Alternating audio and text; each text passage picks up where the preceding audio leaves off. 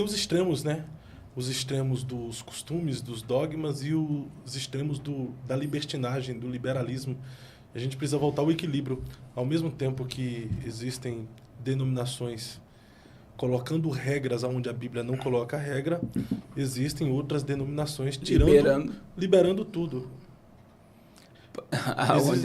Que é o outro extremo, né? Existem lugares aí que não dá para chamar de igreja, é mais um antro, né? Sim. É um antro do que igreja. E a gente precisa buscar o equilíbrio, não é, pastor? Eu achei interessante esses dias, Fábio, uma arquiteta, não sei se você viu, ela falando sobre o formato das igrejas, a pintura das igrejas, a iluminação das igrejas.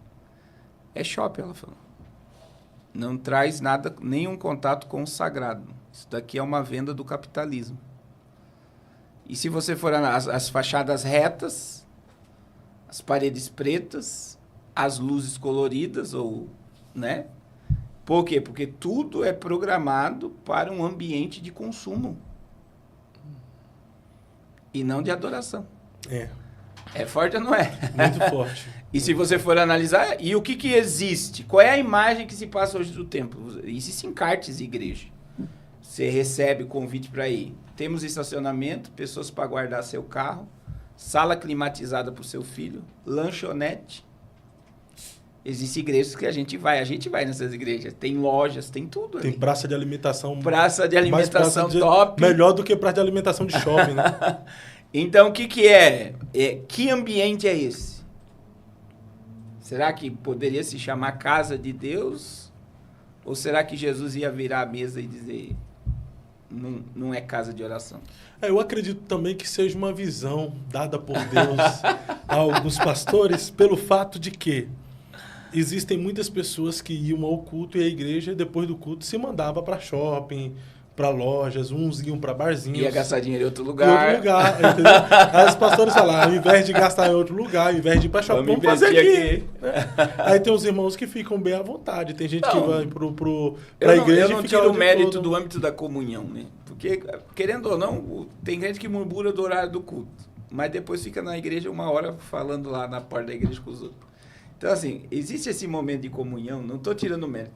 Só que a igreja da pós-modernidade, que é uma igreja secularizada, e é uma teologia que veio, né, aos poucos tomando espaço, o Brasil é uma imitação da América.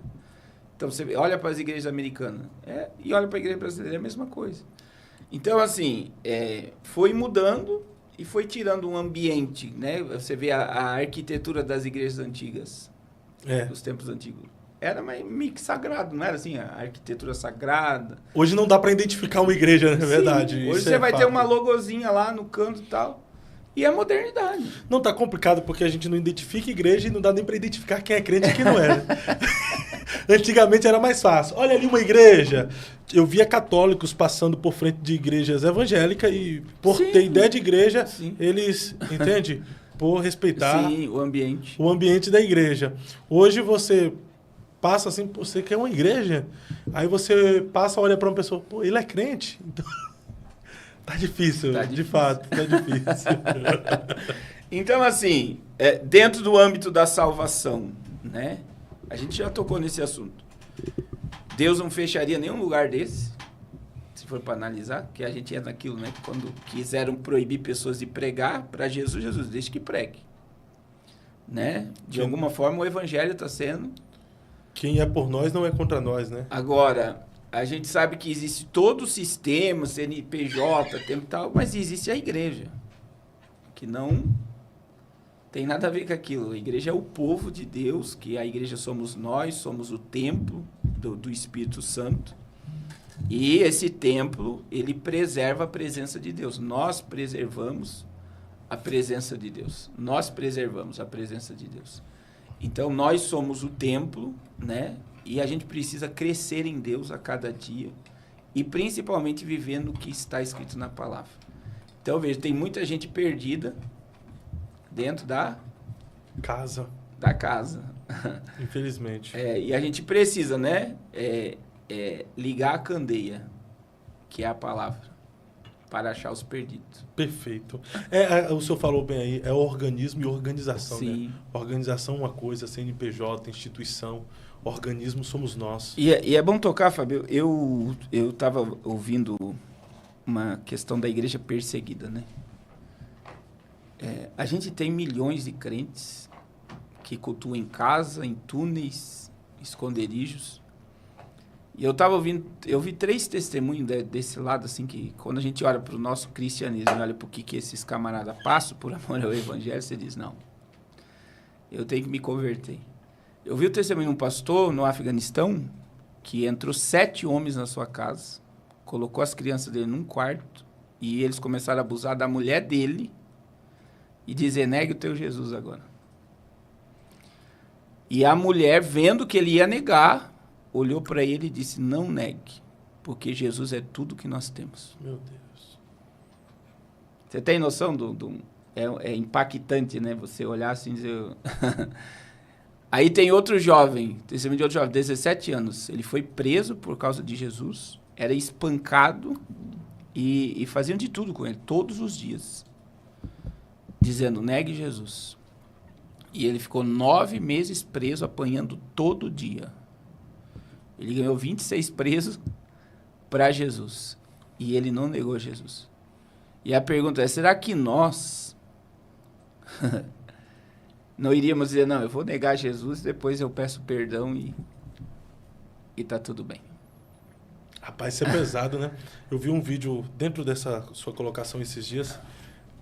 O cara saiu fazendo teste social perguntando, R$1 milhão ou Jesus? Ou Jesus. É 5 milhões, né? É 5 milhões ou Jesus? Agora, 5 milhões ou Jesus? Todo mundo 5 milhões. Todo mundo 5 milhões. Aí eu vi um cara falando bem assim, não, Jesus eu já tenho na minha vida e 5 milhões eu não tenho ainda. Tipo, e a gente acaba se deixando levar. Jesus eu já tenho. Eu pegar 5 milhões aqui, não vai ausentar Jesus da minha vida. Mas em um teste social desse nos leva a pensar se realmente Jesus é a nossa prioridade, né? Porque a proposta ali não foi, você já tem Jesus na sua vida. A proposta é 5 milhões ou Jesus. Né? E aí tem, só para você entender, outro pastor, todo dia ele era preso todas as vezes que ele ia. E aí, e também espancado. Aí o pastor começou a se preparar. Um dia ele foi num culto, os policiais esperaram ele sair para prender ele. E aí eles pegaram ele meio de surpresa, ele tinha que pegar uma mochila. Aí ele pediu para os policiais, não, deixa eu pegar a mochila. Aí os policiais, para que mochila? Você vai preso agora? Não, deixa eu pegar a mochila. Aí os policiais foram lá, pegaram a mochila e tinha um travesseiro, um cobertor e uma muda de roupa limpa. Ele saiu de casa pronto para ir preso por pegar Meu Deus o evangelho.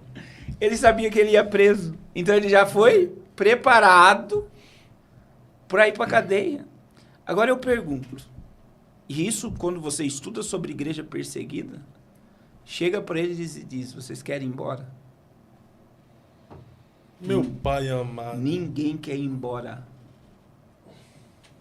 Eles têm prazer de sofrer por amor ao evangelho. Tem um versículo sobre isso aqui que você me lembrou agora do apóstolo Paulo, Atos 21:13, eu acho. Eu tenho de Atos 5 lá, quando Pedro foi espancado, né? Lê aí esse daí. Atos 21:13, eu acho que é esse aqui. Aqui, ó. As pessoas estavam querendo impedir de Paulo ir a Jerusalém pregar, porque estava havendo uma perseguição ferrenha contra os cristãos. E nessa viagem, Paulo ele seria preso. E as pessoas diziam, Paulo, não vai para lá, você vai ser preso. Paulo, a perseguição está sendo gigante, não vai, não vai.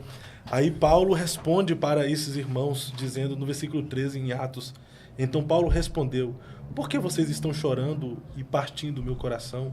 Estou pronto, não apenas para ser amarrado e preso, mas também para morrer em Jerusalém pelo nome do Senhor Jesus. Glória a Deus. Meu Deus, isso aqui é forte demais. Pô. Agora, olha o texto de Pedro. Pedro tinha acabado de ser açoitado. Atos 5, 40 e 41. E chamando os apóstolos, açoitaram-nos e ordenaram-lhes que não falassem em nome de Jesus e os soltaram. Então eles foram açoitados. Agora olha o que diz o verso 41. E eles se retiraram do sinédrio, regozijando-se por terem sido considerados dignos de sofrer afrontas pelo nome de Jesus. Considerados dignos. Eles não saíram tristes por ter sido açoitados, eles saíram regozijando. Forte demais, né? Que tipo de evangelho nós estamos vivendo, Fábio? Meu Deus, isso é lapada na minha cara até umas horas aqui, né? Eu lembro até de um reformador também que ele usava uma frase constantemente em seus sermões para os crentes. Se você hoje fosse julgado pelos homens, haveria provas o suficiente para você ser condenado por ser cristão? Meu Deus. Será que as pessoas olham para nós e veem em nós requisitos que nos levam a ser parecidos com Cristo, semelhante a Cristo, a ponto de isso nos condenar? Por não se enquadrar no mundo. Meu Deus do céu. O podcast que tem impactado o mundo gospel, agora mais perto de você. Fábio Santos e pastor Carlos Cardoso estarão em São Paulo para o Eu Acredito. Imersão no Apocalipse, com a participação especial do reverendo Napoleão Falcão. Desde a queda do homem, o mundo mergulhou no caos do pecado. Guerras, crises, controle global e o medo do desconhecido dominam nossa geração. Mas será que tudo isso foi profetizado? O Apocalipse não apenas revela o fim dos tempos, mas aponta para a redenção final da humanidade. Você está pronto para enxergar a verdade por trás dos acontecimentos atuais? Estamos nos aproximando do fim do mundo? Por que bilionários e milionários estão construindo bunkers apocalípticos? A nova ordem mundial é real? Qual o verdadeiro propósito das sociedades secretas? Quem controla a mídia, o dinheiro e os governos do mundo? Vivemos dentro da Matrix? O que o Apocalipse revela sobre o fim do papel moeda? Já estamos sob um regime totalitário? O aquecimento global é real ou uma narrativa? Um apagão digital pode acontecer? Estamos à beira de um reset financeiro? O Apocalipse anuncia juízo, mas também esperança e redenção. Você está preparado? Descubra as respostas para estas questões e aprofunda-se na verdade profética. Data: dia 7 de junho, às 17h30. Local: no Iponde. O negócio é com Deus, na Vila Maria, Rua Sobral Júnior, número 671, em São Paulo. Não fique de fora dessa imersão.